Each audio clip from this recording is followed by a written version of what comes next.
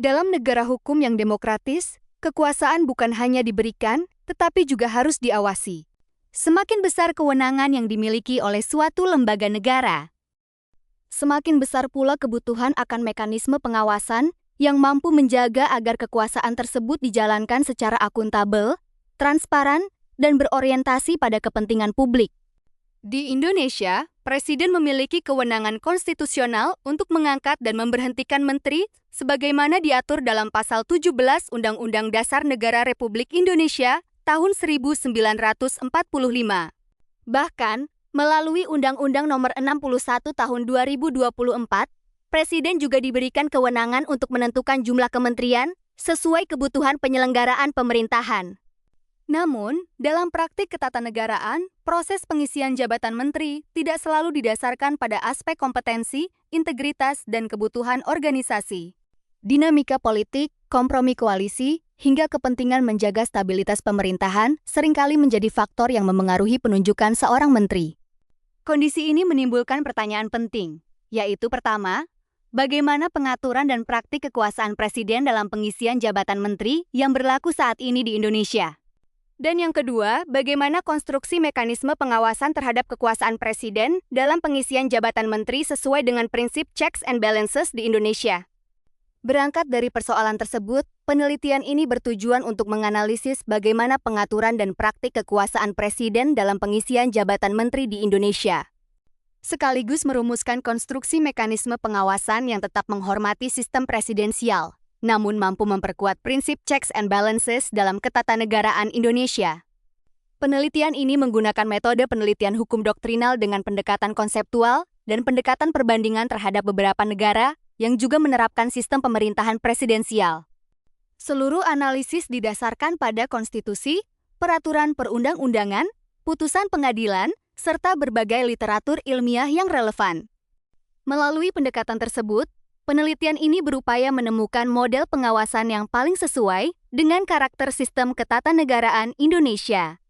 Hasil penelitian menunjukkan bahwa mekanisme yang berlaku saat ini menempatkan presiden sebagai pemegang kewenangan penuh dalam menentukan calon menteri. Sementara itu, DPR baru menjalankan fungsi pengawasan setelah kabinet terbentuk melalui pengawasan terhadap kebijakan pemerintah. Dengan demikian, pengawasan yang ada masih bersifat reaktif dan belum mampu mencegah potensi persoalan sejak tahap pengangkatan pejabat negara. Oleh karena itu, penelitian ini menawarkan sebuah konstruksi pengawasan yang bersifat preventif. Dalam mekanisme yang diusulkan, Presiden tetap menjadi pihak yang berwenang mengajukan calon menteri. Selanjutnya, DPR melakukan proses verifikasi terhadap rekam jejak, kompetensi, integritas, serta menyelenggarakan hearing atau uji publik secara terbuka berdasarkan parameter yang objektif. Berdasarkan hasil tersebut, DPR memberikan persetujuan atau penolakan terhadap calon yang diajukan. Apabila disetujui, Presiden melantik calon menteri tersebut. Sebaliknya, apabila ditolak, Presiden tetap memiliki kewenangan untuk mengajukan nama calon yang baru. Dengan demikian, kewenangan konstitusional Presiden tetap terjaga, tanpa mengubah karakter sistem presidensial Indonesia. Pelibatan DPR dalam proses ini bukan dimaksudkan untuk mengambil alih hak Presiden dalam memilih pembantunya, melainkan menjadi instrumen pengawasan yang mampu memperkuat akuntabilitas sejak awal pembentukan kabinet. Kehadiran mekanisme ini juga diharapkan dapat mendorong Presiden untuk lebih mengedepankan aspek kompetensi, profesionalisme, dan integritas dalam menentukan calon menteri.